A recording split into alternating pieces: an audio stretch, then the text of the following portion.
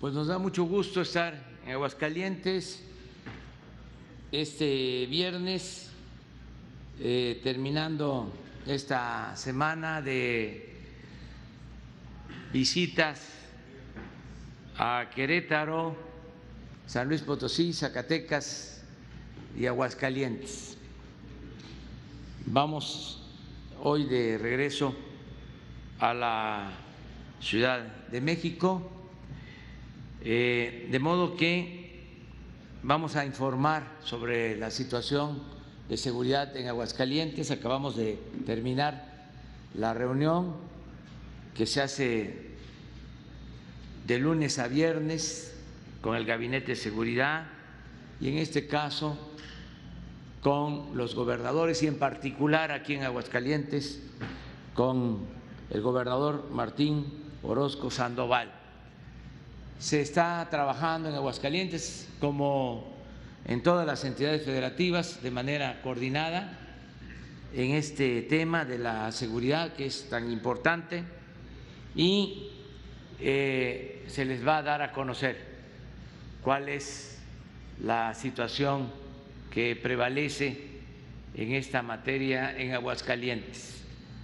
Va a informar el gobernador Martín Orozco y también el general secretario Luis Crescencio Sandoval González, y posteriormente abrimos para preguntas y respuestas.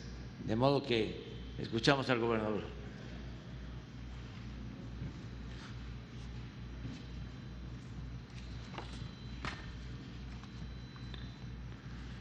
Muy buenos días, con su permiso, señor presidente. Es un gusto tenerlo nuevamente con nosotros en su casa, la tierra de la gente buena, el estado de Aguascalientes, donde siempre será bienvenido. De igual forma, damos la cordial bienvenida a todo su gabinete, a los secretarios. Muchísimas gracias por acompañarnos en este hermoso estado. Amigos de los medios de comunicación y demás invitados especiales. Señor presidente, el estado de Aguascalientes reitera su voluntad de avanzar con usted, con el Gobierno federal y las 32 entidades federativas, en la construcción de un país más próspero, seguro y sin desigualdades. Somos una gran nación que tiene todo para salir adelante y que estamos dispuestos a seguir aportando el talento de nuestros jóvenes, la visión de nuestros empresarios, la fuerza de cada mujer y hombre aguascalentense a favor de México. Está en una tierra de paz, que rechaza la violencia, que quiere lo mismo que usted, que se acabe la corrupción y la impunidad, porque son los males que abren la puerta del delito, a las injusticias y a los abusos de cualquier tipo. Evitemos los linchamientos mediáticos y cualquier otra forma que cause distorsiones en el auténtico Estado de Derecho, que nos distraigan en esta lucha sin cuartel contra los flagelos que lastiman a las familias y a la sociedad en general. Benito Juárez decía que el gobernante no debería de tener más bandera que la ley y que su brújula debería de ser la búsqueda de la felicidad común y la igualdad entre los ciudadanos. Juárez distinguía dos tipos de leyes. Uno era para identificar los méritos y las virtudes para recompensarlos, y el segundo para castigar el vicio y el crimen siempre que se compruebe. Por eso, al igual que Juárez y usted, señor presidente, en Aguascalientes creemos en la estricta aplicación de la ley para que nadie actúe por encima ni al margen de ella. Somos uno de los 3 estados más seguros de México, con una percepción que está por debajo de la media nacional. Prueba de ello son las posiciones que tenemos en la escala nacional en la Comisión de Delitos de Alto Impacto. Del 2018 al 2020 tenemos una última posición en homicidios dolosos, el número 31 en feminicidios y el 29 en reporte de transportes. Al mismo tiempo, se ha fortalecido la profesionalización de las corporaciones y su equipamiento, además de la coordinación interestatal. Aprovecho esta oportunidad para formular a usted, señor presidente, la más cordial de las invitaciones a la inauguración de un C5, un C5 el más innovador del país y también de pasadita el más barato. Este trabajo sin descanso por la seguridad nos ha permitido consolidar un clima de paz social, sin huelgas laborales por más de medio siglo, gracias al compromiso de los empresarios, trabajadores y sindicatos. La generación de empleo, los importantes flujos de inversión extranjera directa, la obra pública, el apoyo sin precedente al campo y las demás acciones de gobierno nos permitieron reducir la pobreza extrema en más de la mitad. Sin embargo, la actual contingencia sanitaria ha representado un duro golpe para la economía del Estado y de las familias. Con un gran sentido de responsabilidad y sobre todo de solidaridad con los sectores más vulnerables, pusimos en marcha un plan de reactivación económica que representa una inversión superior a los 5.800 millones de pesos para generar o conservar más de 33.500 empleos potenciales. Actualmente somos uno de los 3 estados del país que más recursos destina a la reactivación económica, sin descuidar las acciones en materia de salud y combate a la pandemia. Hoy en día tenemos la tercera tasa de letalidad más baja del país y la cuarta posición en pruebas realizadas por cada 100.000 habitantes. Se creó la Guardia Sanitaria para reforzar acciones de fomento a la prevención, como la sanitización de espacios y la supervisión de cumplimiento de protocolos. Así, de acuerdo con los datos más recientes, Aguascalientes registra una ocupación hospitalaria por el 33% solamente. Deseo expresar mi agradecimiento a la Sedena y a la 14ª Zona Militar por poner a disposición de los pacientes de COVID 20 camas para terapia intensiva y 30 de hospitalización general. Señor presidente, el Estado de Aguascalientes seguirá aportando su esfuerzo y la unidad y la confianza para México. Hemos coincidido en uno de los episodios más difíciles de nuestra historia, que exige la participación solidaria y responsable de todos para superarla.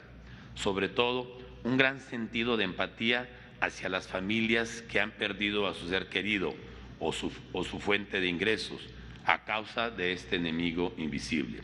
Reiteramos la voluntad del pueblo y del gobierno de Aguascalientes para enfrentar juntos esta pandemia y los demás problemas nacionales.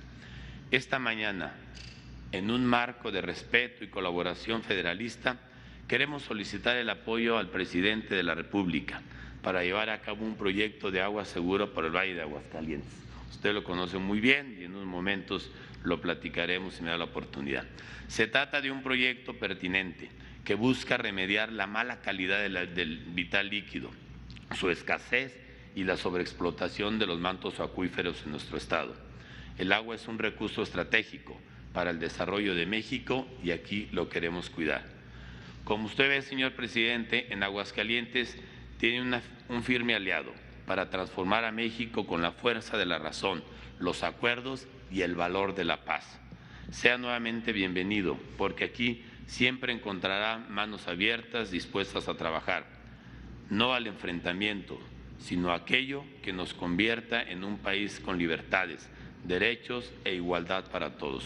Muchas gracias, bienvenido a un estado que hoy que vimos los indicadores de Aguascalientes, bueno, ahí mismo se hizo un comentario, en 40 minutos habíamos terminado por la tranquilidad, los números positivos que tenemos, pero siempre en coordinación con las Fuerzas Armadas, con la Guardia Nacional, con los policías municipales y un trabajo fuerte también con los vecinos de Jalisco y Zacatecas para mantener el orden y la tranquilidad en nuestro estado de Aguascalientes. Muchas gracias. Gracias. Con su permiso, señor presidente. Buenos días. Adelante, por favor, con la primera lámina. Vamos a ver la situación de seguridad pública en el estado de Aguascalientes. Aquí podemos observar 11 municipios con los que cuenta el estado, 1.3 millones de habitantes, 3 municipios que engloban al 80% de la población, que es Aguascalientes, Jesús María y Calvillo. Ahí está concentrada la población y obviamente, como lo vamos a ver adelante, es donde hay alguna presencia de delitos. La que sigue, por favor. En cuanto a las estadísticas de la incidencia delictiva, el Estado de Aguascalientes es el que aporta o que alimenta la estadística del Secretariado o del Ejecutivo del Sistema Nacional de Seguridad Pública con sus denuncias al 100%. De ahí que las estadísticas que vamos a ver son sumamente certeras en cuanto a la información que presentamos. Aquí vemos el homicidio doloso. En este delito tiene el 31 lugar el Estado y vemos una ligera baja en relación a lo que tiene del histórico, de la tendencia histórica de este delito. Todavía se está reduciendo más. Las cantidades son muy bajas. 10 eventos en junio, 8, 11, aquí baja a 6, no 4, 7, son cantidades sumamente reducidas de este delito aquí en el Estado. La que sigue, por favor. El narcomenudeo, este delito tiene un ligero incremento y su tendencia histórica ha ido a la alza. Ocupa el 5º lugar, es un delito en el que se han estado trabajando de manera conjunta el Estado como las fuerzas federales para reducir este delito, pero tiene un comportamiento aquí importante.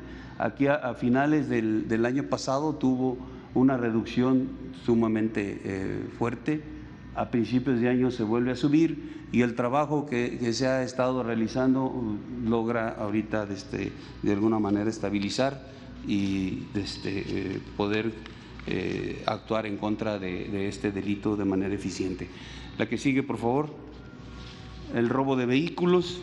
El robo de vehículos tiene una tendencia a la baja. Aquí podemos observar en la estadística del acumulado, en el 2018 tuvieron 2.523 eventos de robo de vehículos, en el 19 1.642, una reducción importante, y en lo que va del 2020 únicamente 705 eventos.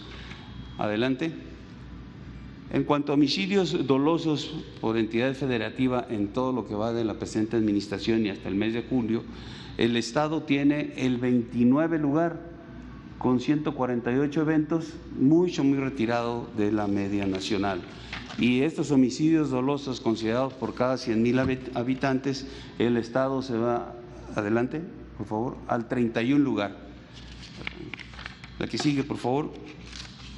También en la estadística del 2019 que realizó el INEGI en cuanto a las personas que tuvieron contacto con las autoridades de seguridad pública y que fueron víctimas directas de actos de corrupción, a nivel nacional se tiene 59 de cada 100 personas fueron víctimas. Y aquí en el Estado la cifra es de 54 de cada 100, ocupando el 21 lugar entre los estados de la República. La que sigue, por favor. Los municipios de mayor incidencia delictiva. Bien, aquí están los municipios de mayor densidad de población, son donde se presentan la mayor cantidad de incidentes delictivos, pero Aguascalientes, el municipio de Aguascalientes es donde se concentra el 69% de estos delitos, pero que están siendo atendidos. Ahorita lo vamos a ver en la siguiente, por favor.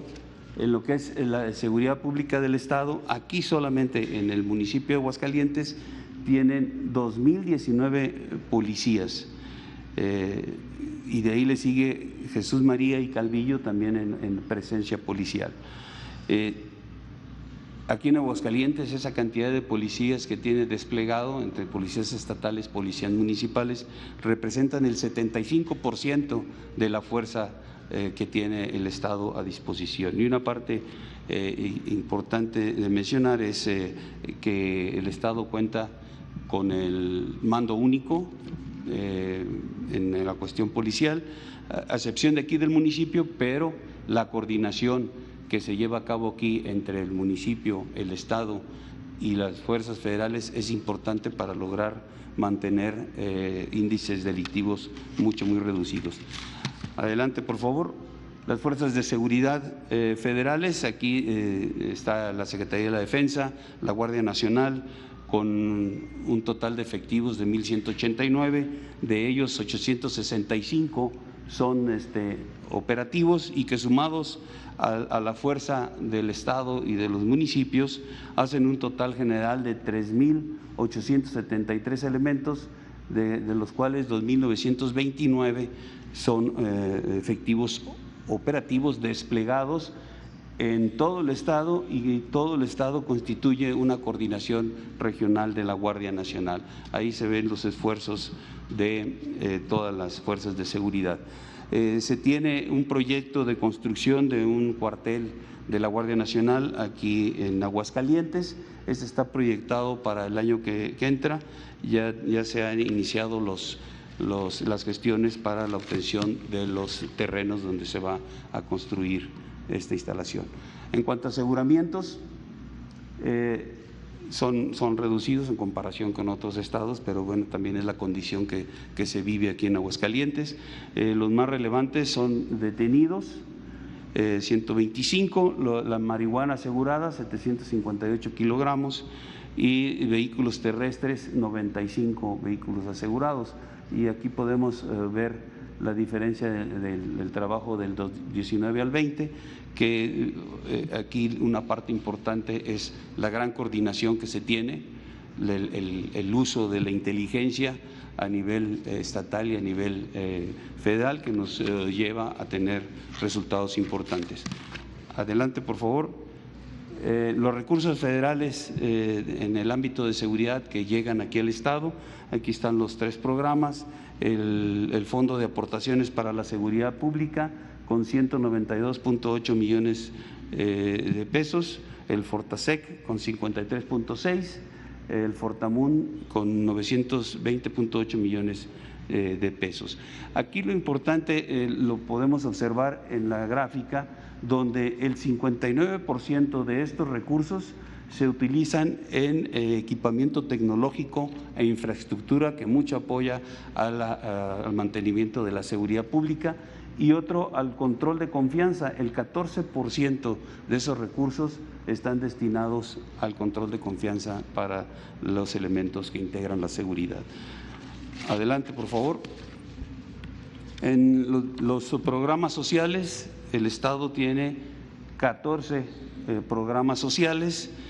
Hay programas enfocados precisamente a los jóvenes, y todos estos programas de alguna forma van a contrarrestar las posibles causas en que se pueda generar delitos o violencia.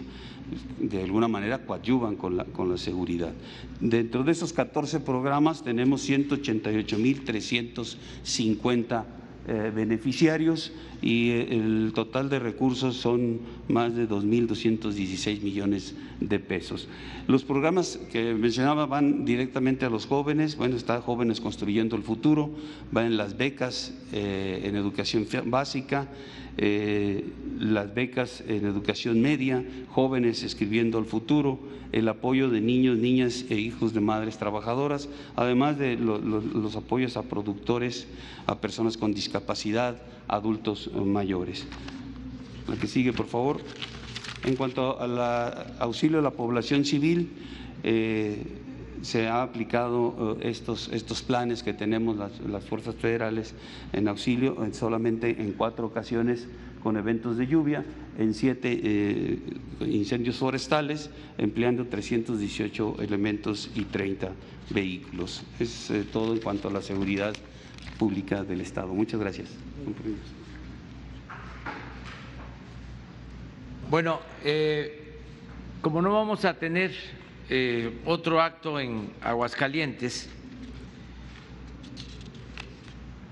me gustaría informarle a los ciudadanos de este estado lo que se está haciendo en beneficio de la mayoría de la población. En el caso de los jóvenes, como aquí se ha dicho, hay 3.820 jóvenes contratados trabajando como aprendices en el programa Jóvenes Construyendo el Futuro. Estos jóvenes obtienen un salario mínimo para capacitarse. También 3.069 alumnos del nivel superior, del nivel universitario, reciben una beca mensual de 2.400 pesos. Todos los estudiantes de nivel medio superior, bachilleratos, preparatorias, que son 47.448, también tienen una beca para estudiar. Lo mismo quienes estudian primaria y secundaria, se benefician 17.488 estudiantes. Estamos construyendo 2 universidades públicas en Asientos y en Calvillo. El programa La Escuela es Nuestra también está contemplado aplicarse en 145 escuelas. Reciben pensión como adultos mayores 73.927 personas. Y ya, como hemos venido diciendo, se les adelantó esta pensión hasta el mes de octubre. Solo falta cubrir noviembre y diciembre. También 5.086 niñas y niños con discapacidad tienen una pensión igual que la de los adultos mayores. 2.945 niñas y niños de estancias infantiles reciben un apoyo, una beca. En el caso del campo, se está apoyando a 7.212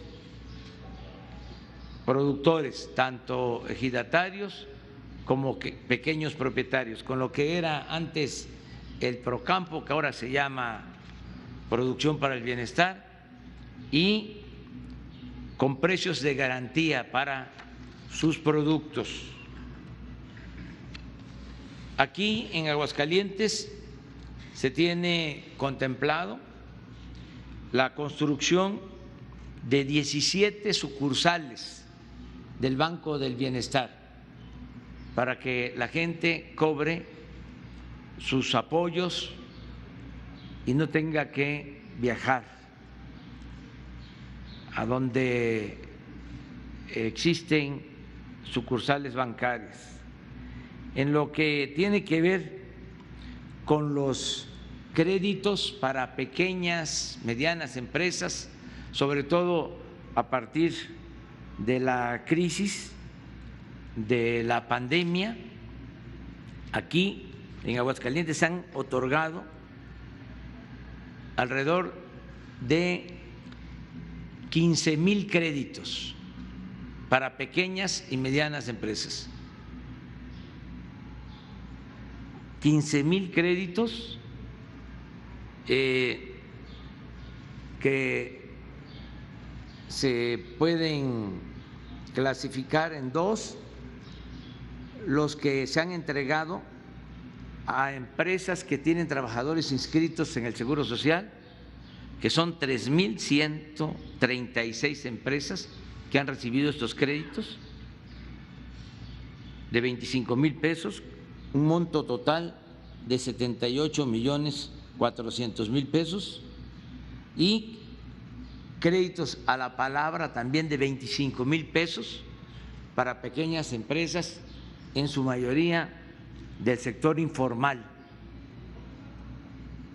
11,594, lo que implica una inversión de 326 millones de pesos. En general, en estos 15,000 créditos se han destinado cerca de 400 millones de pesos, de marzo a la fecha, para apoyar la economía popular, la economía familiar. Seguimos ayudando en obras de infraestructura al gobierno del Estado, sobre todo en mantenimiento de caminos, de carreteras, y tenemos un buen trabajo de coordinación en materia de salud para enfrentar la pandemia. Esto es básicamente lo que quería informar. Pero antes de que me lo pregunten, voy también a informar sobre un video que se dio a conocer ayer, donde aparece mi hermano Pío recibiendo dinero de un funcionario, David León. Esto yo lo explico como una reacción normal, legítima, de quienes están viendo afectados sus intereses por la decisión que tenemos de acabar con la corrupción en el país.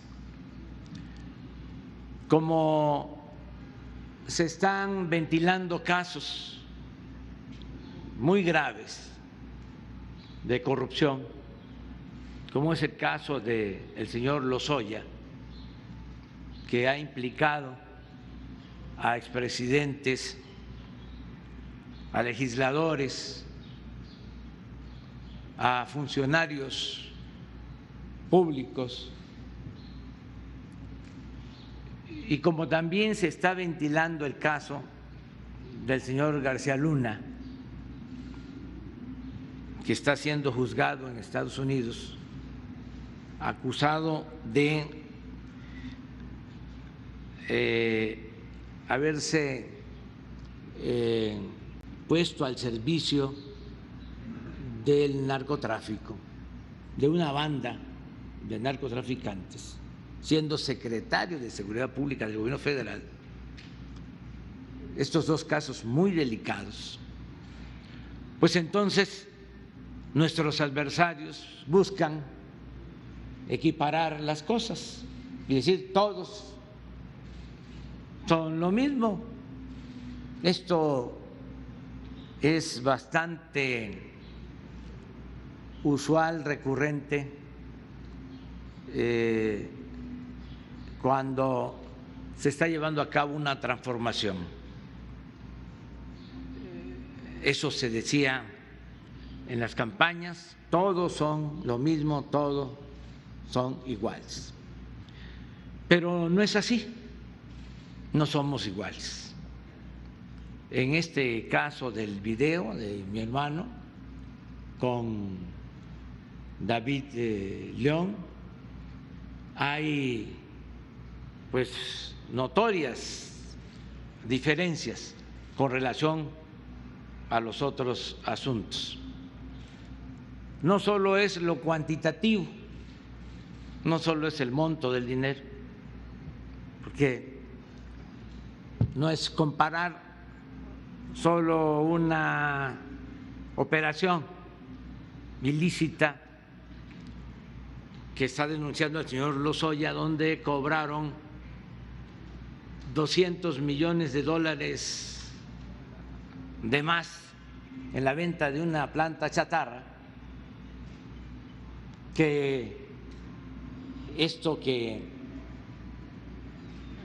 puede significar 2 millones de pesos. No solo es eso, es el fin de el hecho que se está ventilando. En aquel caso, en aquellos casos que los tienen muy molestos a nuestros adversarios, sin duda es extorsión, es mordidas, van a obtener de manera ilícita recursos públicos, es corrupción. En el otro caso, en el de mi hermano, don David León, son aportaciones para fortalecer el movimiento en momentos en que la gente era la que apoyaba, básicamente. Nosotros hemos venido luchando durante muchos años y nos ha financiado el pueblo, como ha sucedido cuando se han llevado a cabo revoluciones. Para refrescar la memoria y hacer historia, la Revolución Mexicana se financió con la cooperación del pueblo. La Revolución Maderista costó alrededor de 700,000 pesos de aquellos tiempos. Tan es así que fue parte de los acuerdos cuando triunfa el maderismo en Ciudad Juárez, de que se tenía que devolver ese dinero a los que habían aportado para hacer la revolución. Aportaron para que se compraran armas, para que se publicaran manifiestos, para contratar abogados que liberaran a los presos injustamente detenidos. Y una vez que se establece el gobierno interino de De la Barra, se discute el tema en el Congreso y se resuelve devolver los 700,000 pesos a la familia Madero, a Gustavo Madero. Todas las revoluciones se hacen así, con la cooperación de la gente. Estos videos que se muestran, para contextualizar también, son de 2015. En ese año habían elecciones en Chiapas y elecciones federales. Morena no ganó ni un distrito en Chiapas. Y de los 124 municipios de Chiapas, solo se ganó uno, municipio pequeño del municipio de Chicoacén. Esos recursos, como se habla en el video, se utilizaban para la gasolina, para el apoyo de quienes trabajaban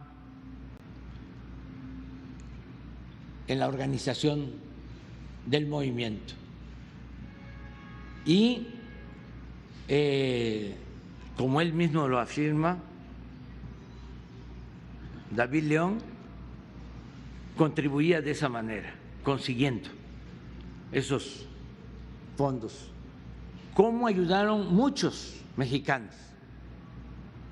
Yo puedo comentarles que a mí me apoyaba la gente. Había una cuenta abierta en un banco en Banorte, en donde depositaban dinero para mantenernos. Yo obtenía mi sueldo de esa forma y la gente depositaba ahí.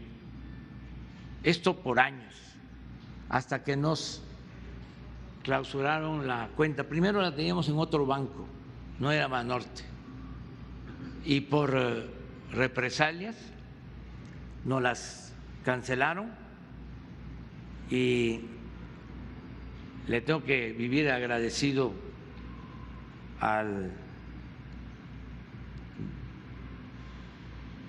dueño de Banorte, finado ya,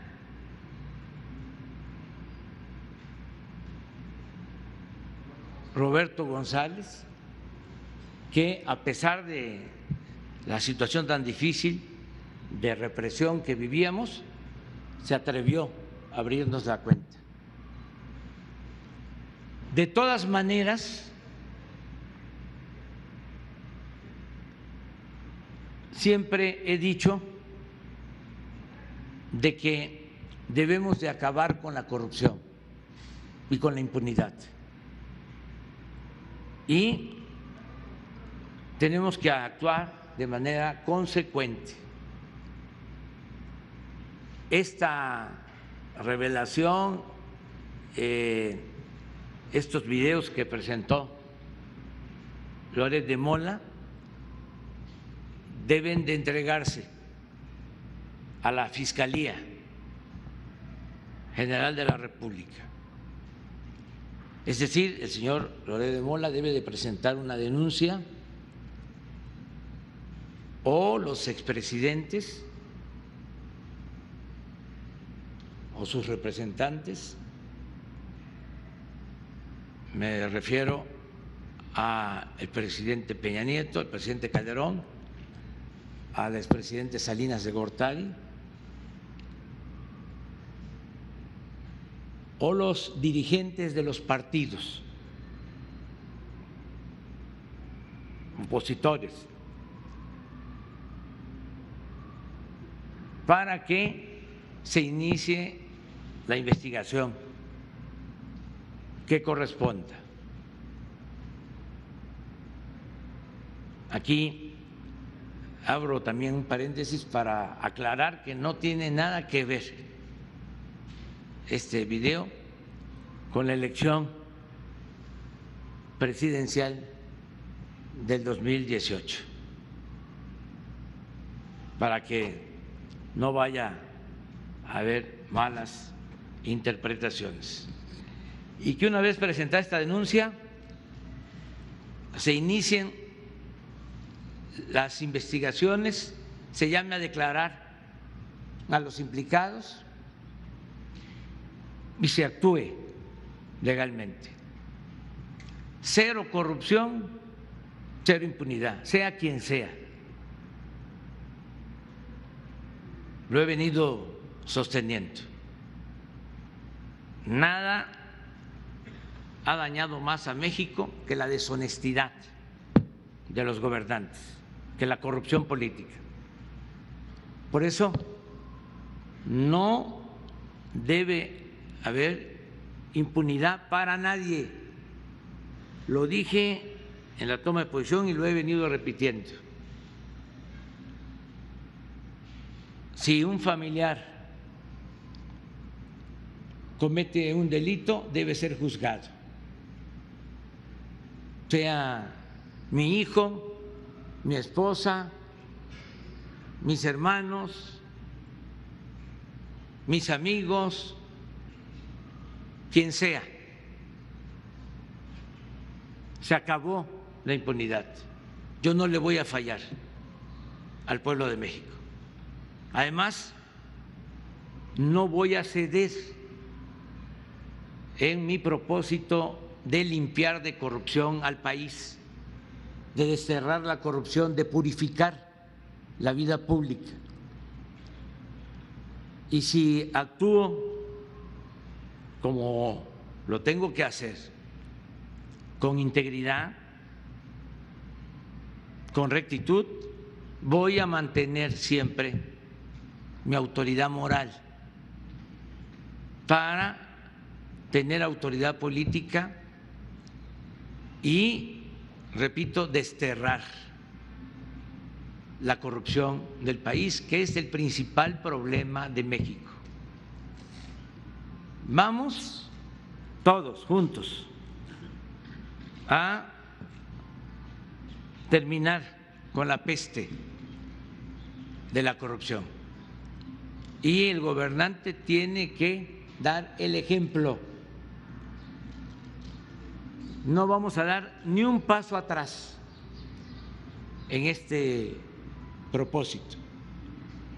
Quiero nada más, para terminar, recordar lo que escribí como recomendación a todos los servidores públicos hace poco, un memorándum que quiero volverlo a leer.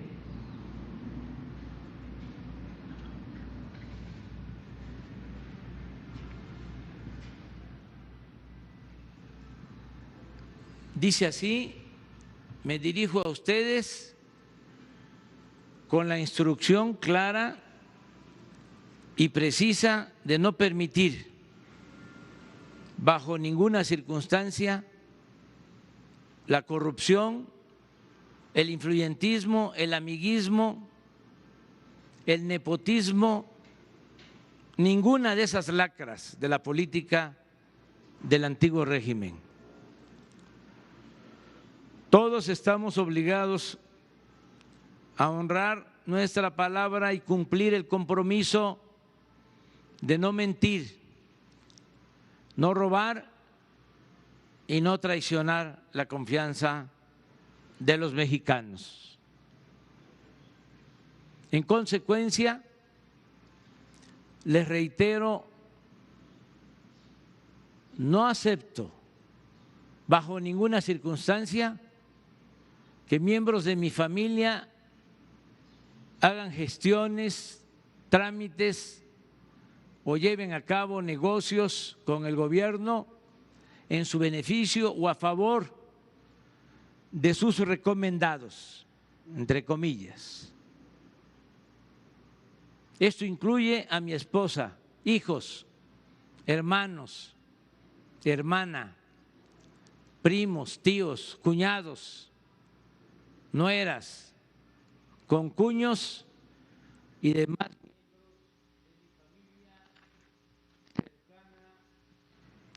o distante.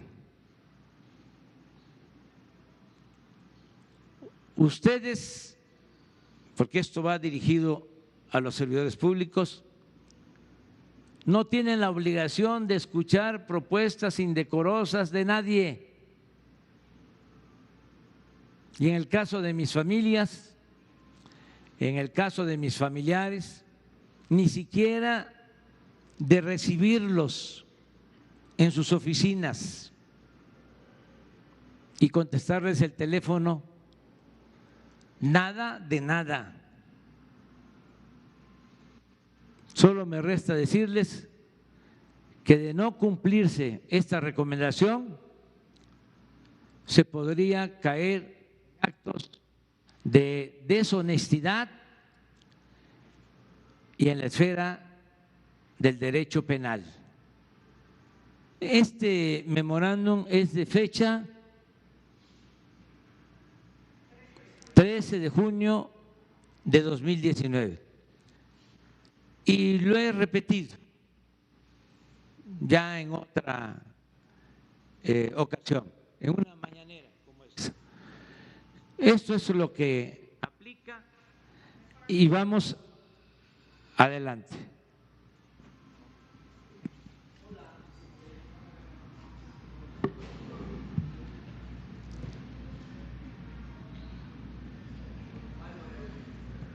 Hola, presidente, buenos días. Preguntarle varias cosas. La difusión de estos videos que se hace ayer en un portal de internet no daña la imagen del gobierno, de este nuevo gobierno federal, no daña la imagen del presidente López Obrador. ¿Usted sabe cómo se obtuvieron esos videos? ¿Quién los tenía o de dónde surgieron?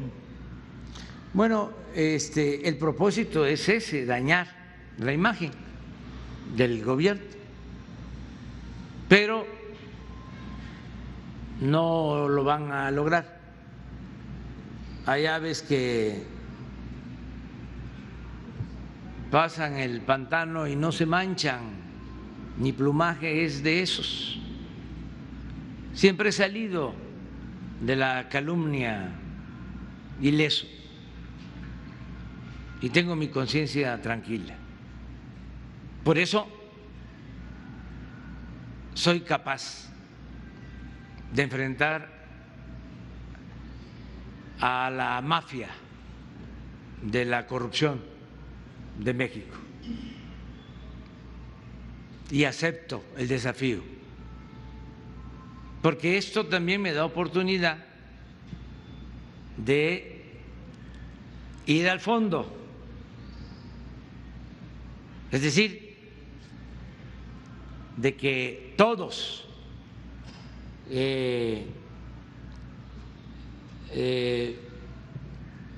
pasemos a escrutinio público, todos,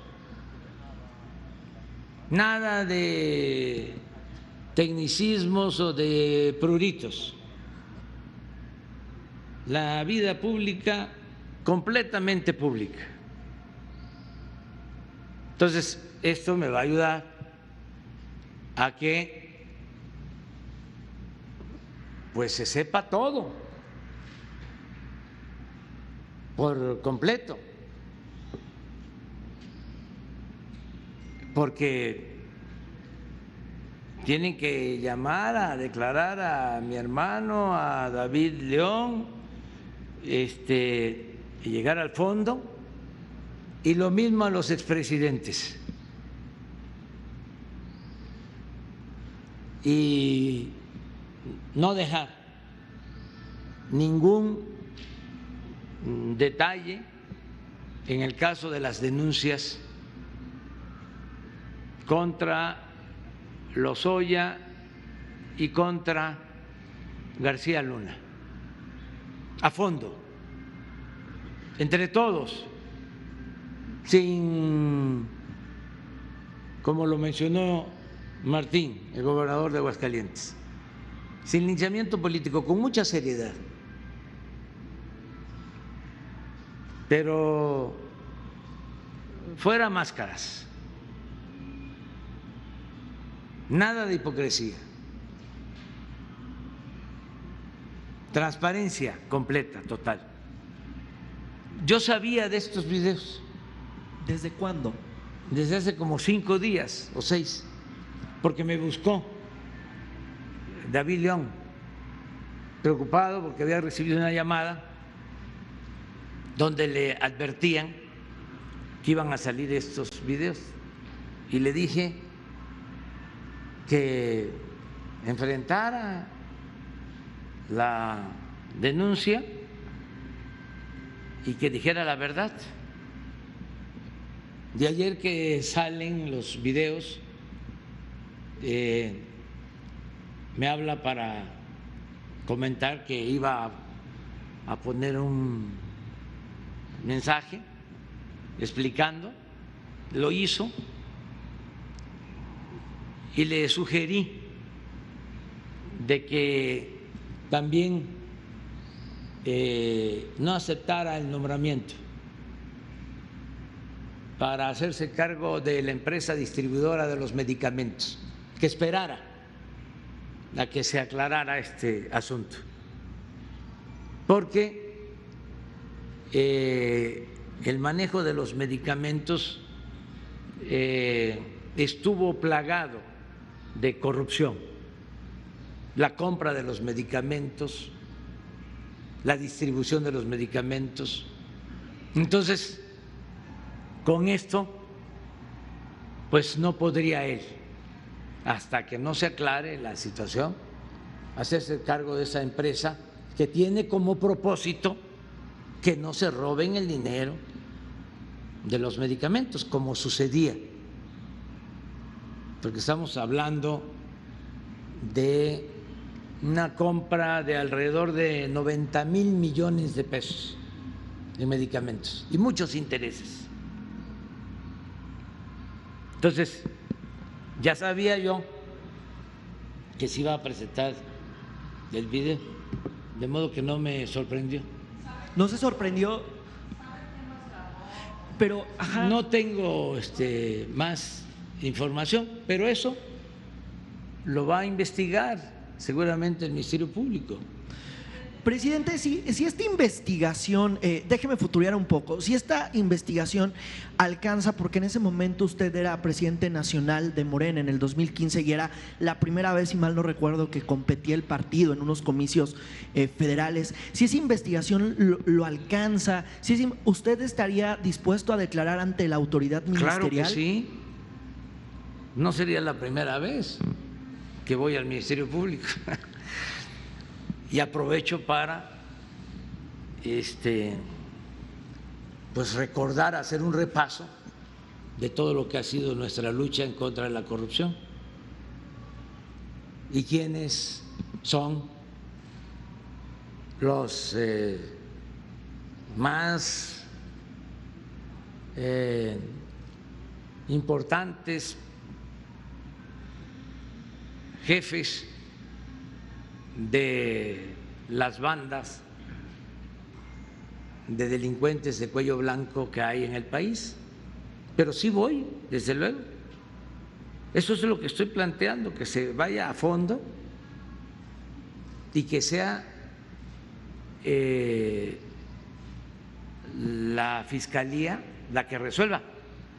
Y yo le recomendaría tanto a Pío como a David, con todo respeto, desde luego que ellos son libres, pero que no se amparen,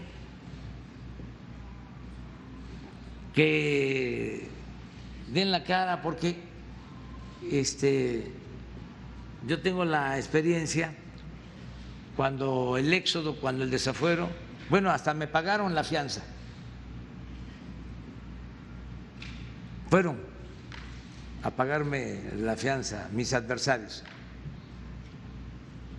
Pero cuando ya alguien busca amparo o paga una fianza, es porque ya existe una sospecha, y el que nada debe, nada teme. Entonces, no es porque yo sea presidente y aunque ya envié la iniciativa para quitar el fuero presidencial, como estoy protegido por el fuero presidencial, no voy a ir a declarar. Claro que voy a declarar o hago un texto y explico lo que tengo que ver con este caso. Gracias.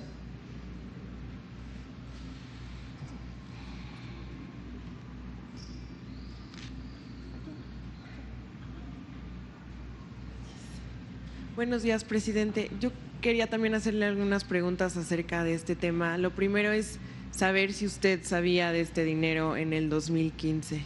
No sabía del dinero, pero sí, como ya lo dije, de que mucha gente aportaba recursos para el movimiento. ¿Estos recursos fueron registrados, reportados ante el INE? No sé exactamente si fueron reportados. No tengo la información, pero se va a saber.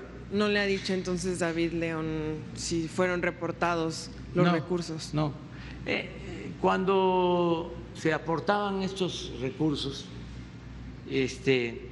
pues se usaban, ahí mismo se dice, que para el sonido, para las asambleas, la gente cooperaba para eso. que no había recursos y todos ayudaban. Y sí había gente que aportaba recursos, incluso gente muy humilde. Cuando teníamos la cuenta, mes con mes depositaba para mantener el movimiento. Entonces, lo que hay que ver en la investigación es el origen del dinero,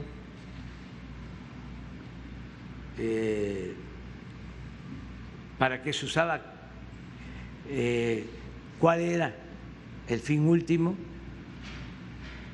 En el mismo video se habla, y esto lo quiero aclarar porque se dice: yo voy a ver a Marcelo, dice Pío, y se puede estar imaginando que es Marcelo Ebrard. No, Marcelo es el que entonces era dirigente de Morena en Chiapas, se llama Marcelo, maestro. Aclarar todo. Por ejemplo, el maestro Marcelo tiene que decir si Pío le entregaba esos recursos, para qué se usaban, a quién se les entregaban, porque estoy seguro que era para apoyar con gasolina a quienes ponían sus carros y ayudaban en el movimiento, pero que se aclare. ¿Y David León tendría también que aclarar de dónde viene ese dinero? Sí, desde luego. ¿Cómo lo obtenía? Él habla ayer de que amigos colaboraban, y lo creo, porque mucha gente ayudaba. ¿No era dinero de Manuel Velasco? Pues no, o no creo que haya sido dinero del gobierno. Presidente, en otro tema, yo quería preguntarle también cuál sería el alcance de la reforma del pacto fiscal que ya acordó con los gobernadores analizar. Bueno, hablamos con mucha claridad sobre eso, ahora que estuvimos en San Luis. Son tres cosas. Primero, se tendría que modificar la fórmula de distribución de las participaciones federales. Esa fórmula se definió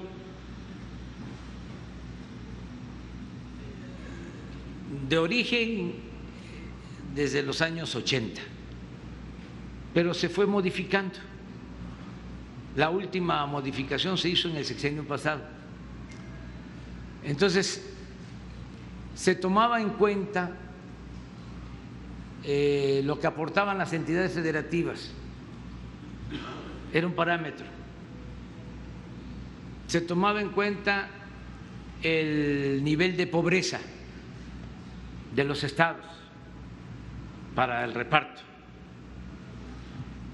y se tomaba en cuenta la población de cada estado.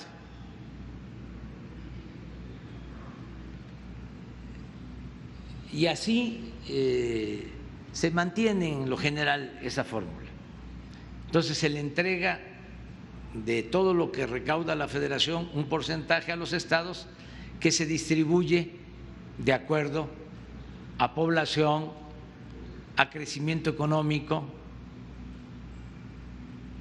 a pobreza. Entonces, yo lo que les planteé fue: pónganse de acuerdo para la modificación de la fórmula. Si se da más a los que tienen más carencias, más pobreza, a los que tienen más población, o a los que tienen más crecimiento económico en sus estados. Eso no es fácil de lograr, porque nadie va a querer que le quiten. ¿Cómo consiguieron esa fórmula? Pues fueron negociaciones, pero perjudicaron a algunos estados y beneficiaron a otros. Entonces, si logran los gobernadores ese consenso sobre el mismo monto de las participaciones, yo no me opongo. Lo segundo es que la federación les entregue más fondos a los estados. Esa sería otra opción. Pero resulta que la federación no tiene recursos suficientes. Hay 4 grandes partidas del presupuesto nacional. Una es el pago de intereses de la deuda, que como creció mucho, también ha ido creciendo el pago de intereses de la deuda. La segunda partida es la de el aumento en el pago de las pensiones de los trabajadores. También en los últimos 10 años ha ido creciendo. La tercera partida es la que tiene que ver con las participaciones federales, lo que la federación transfiere a los estados, lo que les corresponde a los estados por ley. También en los últimos 10 años ha ido creciendo. Y la cuarta partida es lo que utiliza el gobierno federal para atender las necesidades de la gente, lo que le corresponde al ámbito federal. Y en este caso, en los últimos 10 años, ha ido hacia la baja. Entonces, si del presupuesto se destina más a los gobiernos estatales, pues la federación no tendría para financiar el desarrollo, no tendríamos para entregar las pensiones a los adultos mayores, esto que di a conocer aquí en Aguascalientes y que se aplica en todo el país. Entonces, eso sí amerita una reflexión con datos y un diálogo permanente. Y lo tercero que les propuse es que con los márgenes que se tienen en el marco de la ley vigente se pueda procurar que haya un trabajo conjunto de coordinación y que se complemente inversión local, estatal, con inversión federal y que se haga más con menos. Esto también implica no permitir la corrupción, austeridad. Entonces, el compromiso fue que la secretaria de Gobernación y el secretario de Hacienda van a continuar hablando con los gobernadores para ver a qué acuerdo se llega. ¿La segunda opción que dijo está descartada o también es algo que se podría...? Yo no veo que sea esa una alternativa, pero no descarto. Se tiene que analizar y tiene que haber voluntad de diálogo y tiene que convencerse, no imponer nada de cuál es la situación. Claro, con la crisis sanitaria y con la crisis económica pues se cayeron las finanzas tanto en estados como en la federación. Lo más fácil hubiese sido llegar antier al acuerdo de que vamos a contratar más deuda pero eso es hipotecar a los estados, hipotecar al país. Eso no es salida, porque sí hay posibilidad de contratar más deuda, incluso hasta están bajas las tasas de interés, pero al mediano plazo, a largo plazo, crece el pago por servicio de la deuda, por intereses de la deuda, y entonces ya no hay presupuesto para la gente. Ya el gobierno en sí misma, todo el presupuesto es para el mismo gobierno o para pagar intereses de deuda, y ya no le transferimos nada al pueblo. Entonces, por eso no se va a contratar deuda. Ese también fue otro acuerdo. En el caso de la Federación, no contratar deuda, no seguir endeudando al país. Gracias, presidente.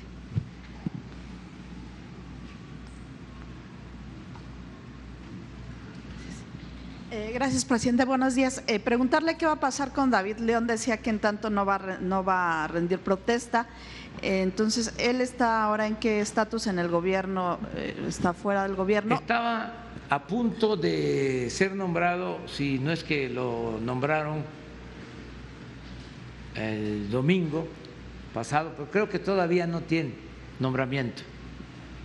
Ya estaba, ahora sí que avisado, preparado. Yo lo había presentado en una mañanera para que se hiciera cargo de esta empresa que es fundamental, porque es la distribución de los medicamentos. Yo siempre he dicho cómo llegan los refrescos, para no hablar de marcas, cómo llegan los alimentos empacados o golosinas hasta la comunidad más apartada. ¿Y cómo no vamos a poder lograr que lleguen los medicamentos? Para eso es esta empresa. Entonces, David León hizo un buen trabajo en protección civil y necesitábamos una gente pues como él para esta empresa, de modo que se terminara con el problema del desabasto, y va a ser así, se va a terminar con el problema del desabasto de medicamentos con esta empresa que va a distribuir, porque antes se tenía en el Seguro Social, en la Secretaría de Salud, instituciones encargadas de la distribución de los medicamentos, y durante el periodo neoliberal que se privatizó todo, también se privatizó la distribución de los medicamentos. Se quejan, por ejemplo, los laboratorios porque hablamos de corrupción en la compra de medicamentos y dicen hay que distinguir entre el laboratorio y las distribuidoras, y tienen en parte razón. Se sostiene de que la corrupción mayor estaba en la distribución, por eso habían políticos metidos en el negocio de la distribución de medicamentos.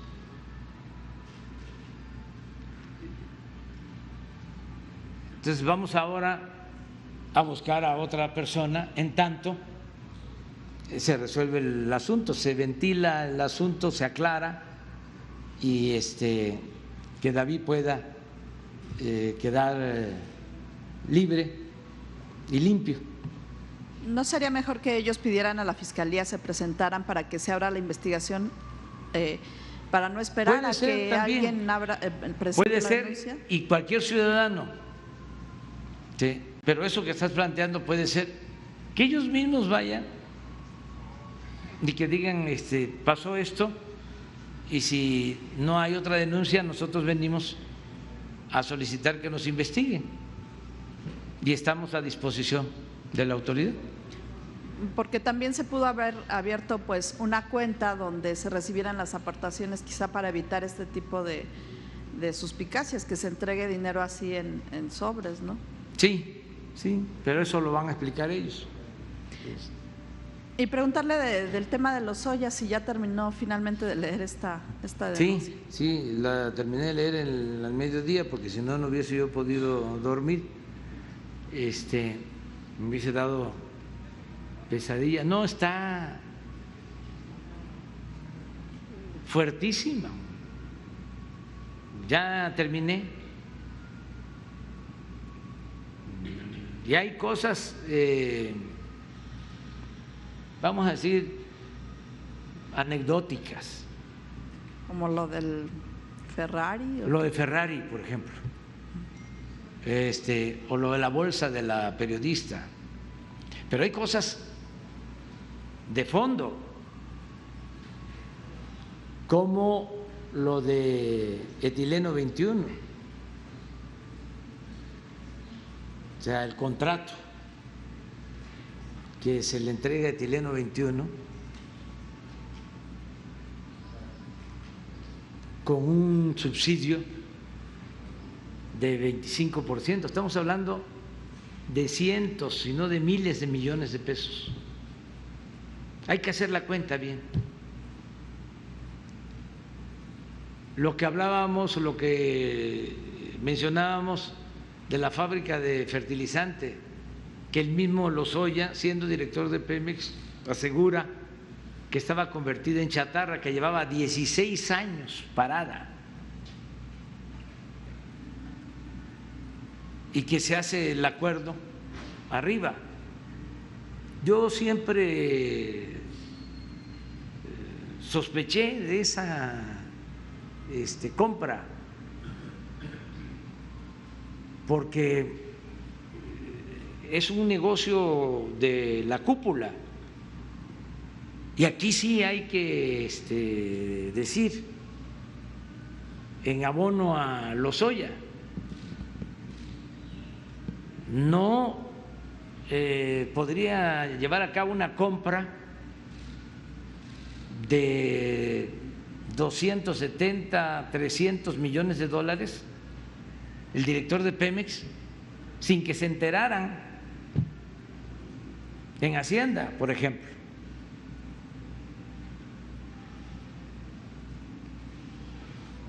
O sea, porque es mucho. Además, el señor Ancira está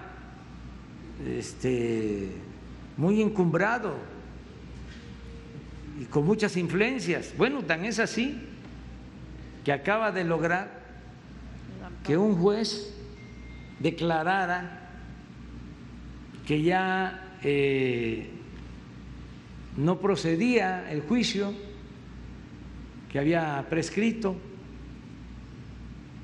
A todas luces una irregularidad, por decirlo menos. Entonces, le prestaba aviones a los políticos, financiaba campañas. Entonces, esa operación es cuantiosísima. Yo en su momento dije que era el negocio más lucrativo que se había realizado en el mundo en los últimos tiempos, porque se habla de un costo real, y eso por el terreno y por el muelle,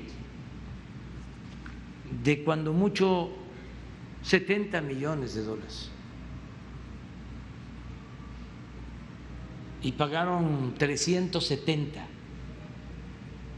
Estamos hablando de un sobreprecio de 300, otros dicen 200 millones de dólares,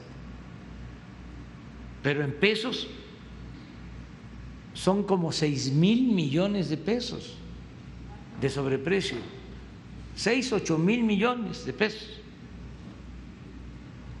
¿Quién gana eso? en una operación. ¿Qué empresa gana eso? Entonces, cosas muy fuertes. Luego, lo de un periódico, que eso también hay que verlo. Un periódico que obtiene de Nacional Financiera un crédito de $100 millones.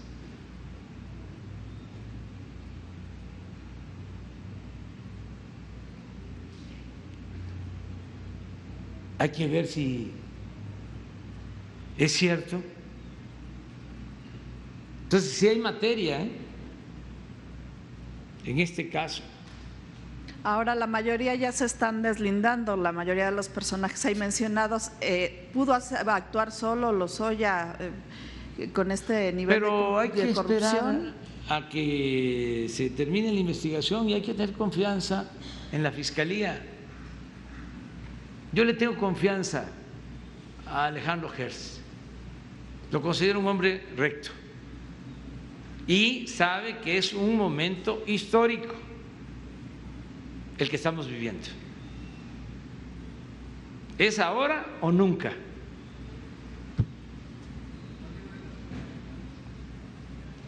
O sea, es la historia. Si no se limpia el país ahora, va a ser muy difícil. Si no limpiamos de corrupción. Y estoy seguro que él lo sabe y no se va a prestar a ninguna jugarreta. Y desde luego hacerlo con responsabilidad, sin persecución, sin venganzas, pero aplicando la ley, con la máxima de que al margen de la ley nada y por encima de la ley nadie. Un auténtico Estado de Derecho. Ese va a ser el mejor legado que se le deje a las nuevas generaciones. A todos nos conviene.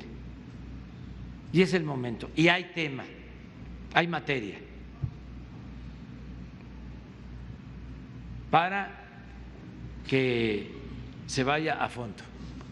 Muy bien. Gracias, señor presidente. Buenos días. Polo Puga, de las benditas redes sociales del canal Política para la Banda. Presidente, con este tema de los videos filtrados, ¿se pudiera confirmar, por así decirlo, también de lo que se habla del espionaje hacia su persona y hacia su familia, el origen de estos videos que curiosamente no los utilizaron como parte de alguna guerra sucia en la campaña del 2018? Con la llegada de Emilio Lozoya se mencionaba Alejandra Lagunes, la operadora política de redes en la campaña de Enrique Peña Nieto. Sería parte de eso. Y otro tema, si me permite una vez, le cito lo siguiente. Según el dictamen de fiscalización que el Consejo General del INE someterá a votación el día de hoy, la organización México Libre, liderada por la excandidata a la presidencia Margarita Zavala y por el expresidente Felipe Calderón, estarían recibiendo una multa de alrededor de 2.3 millones de pesos por haber incurrido en diversas irregularidades, entre las que destacan simulación de servicios y omisión de contratos de prestación, muy al estilo del esquema de lavado de dinero, así como la omisión de la presentación de las credenciales de lector de sus aportantes, lo que podría dar lugar a financiamiento por parte del crimen organizado. Sabemos que usted trata de mantenerse lo más alejado posible de los temas partidistas, y más cuando se trata del expresidente Felipe Calderón, quien cada que usted lo menciona inmediatamente sale en entrevistas con su prensa amiga para argumentar persecución política y negar categóricamente todo de lo que se le acusa. Sin embargo, como ciudadanos nos interesa mucho saber su opinión, quien en tantas ocasiones ha señalado que los delitos electorales ya deben ser considerados delitos graves. en la antesala del registro de México Libre como partido político, teniendo el antecedente de un fraude electoral en el 2006 por Calderón, otro en 2018 por Margarita Zavala y sus firmas falsas, y con la gran permisividad de Lorenzo Córdoba y el INE, que nunca ven nada, nos preocupa que el próximo 2021 se vuelva a cometer un fraude electoral. Preguntarle de qué manera podría asegurarnos que tendremos unas elecciones limpias y que ningún usurpador sacará su experiencia en elecciones previas para cometer más ilícitos, y no considera preocupante que una asociación que todavía no es un partido ya esté rebasando topes, cometiendo ilegalidades, y que aún así se le abra la puerta para contender en una elección. Es cuanto, señor presidente. Bueno, yo pienso que hay que tenerle confianza al pueblo. La gente sabe más de lo que imaginamos. A veces el pueblo sabe más que nosotros, el pueblo es sabio. Entonces, dejar que la gente decida. Pueden tener registros los partidos y puede darse el caso de que los procedimientos no sean los más apropiados, pero al final va a llegar el día en que el pueblo va a votar, y ahí se va a saber quién es quién. Entonces, hay que tenerle confianza a los ciudadanos. Yo creo que estamos viviendo un momento excepcional. Dicen los asiáticos, cuando nacen los niños, que o les desean que vivan tiempos interesantes. Sí, como también nosotros deseamos, ¿no? Cuando nacen los niños, que les vaya muy bien y muchas otras cosas. Ellos sostienen y exclaman, dicen, que viva tiempos interesantes. Nosotros estamos viviendo, afortunadamente, tiempos muy interesantes. A veces la vida es muy plana, pasan décadas, siglos, y no se mueve nada. Hay inmovilismo, no se mueve ni una hoja del árbol de la política. Ahora no. Hay que decir gracias a la vida. Y uno de los cambios más importantes es el cambio de mentalidad del pueblo, lo que ya se logró. Siempre he dicho y repito, el pueblo de México es de los pueblos con menos analfabetismo político en el mundo. Ya quisieran en otras partes, no es para presumir. Tenemos un pueblo excepcional. Ahora con la pandemia se demostró cómo sin toques de queda, cómo sin autoritarismo la gente se guardó, se cuidó, y así es como hemos podido salir adelante, gracias a la responsabilidad de nuestro pueblo. Entonces confiemos en ellos. Puede ser que haya desconfianza de algunas instituciones, y también hay que pensar que las instituciones se están renovando. El mismo INE, porque ya no son las mismas circunstancias, ya no va a ser fácil como era antes, que por línea del de arriba se otorgaran candidaturas a quienes no cumplían con los requisitos, o que se les entregaran registros a partidos, porque de arriba lo decidían, quién sí, quién no. Ya no, eso no lo pueden hacer ya los consejeros. Es lo mismo. Ahora me voy a meter un poco con respeto a que el Tribunal Electoral decide que el INE se haga cargo de la elección interna en Morena. Y algunos dicen, no, pues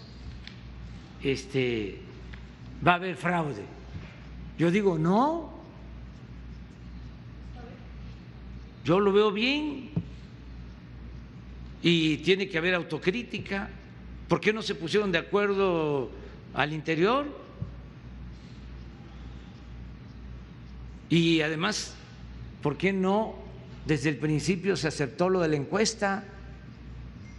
Si está en los estatutos, ¿por qué no someterse a lo que la gente decida, opine? ¿No en la democracia es el pueblo el que manda? Entonces, no llevan a cabo la encuesta y se están ahí enfrentando y va pasando el tiempo y ahora pues lo que dice el tribunal, que el instituto haga la encuesta, y yo no creo que el instituto se atreva a cambiar los resultados, a cucharear la encuesta, porque además todos tienen forma de encuestar, o sea que hay una encuesta, 2, 3 oficiales y puede haber supervisión o otras encuestas como testigo y no hay errores, de modo que son otras las circunstancias y debemos de pensar que se están renovando las instituciones. Miren lo que pasó ayer, cuando se iba a ver en México que un hombre tan influyente como Ancira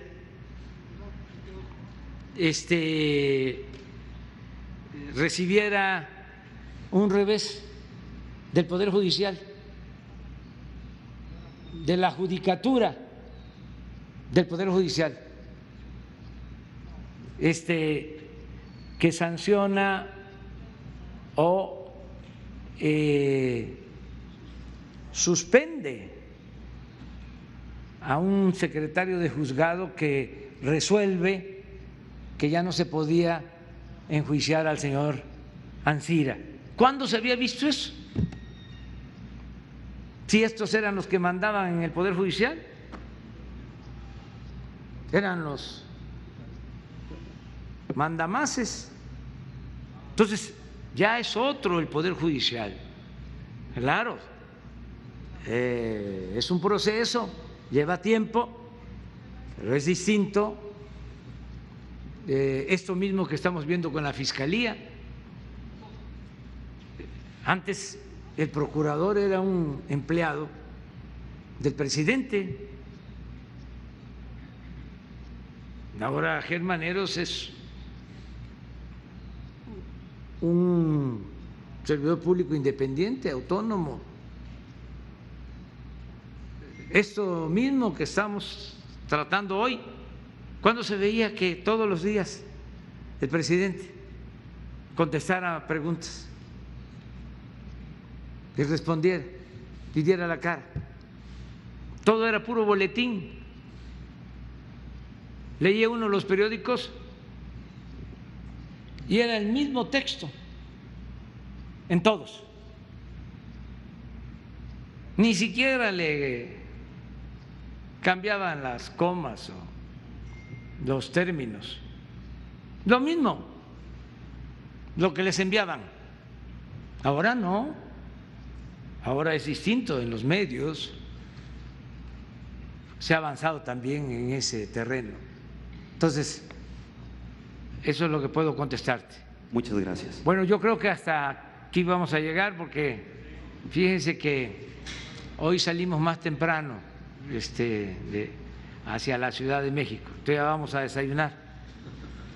Entonces nos vemos.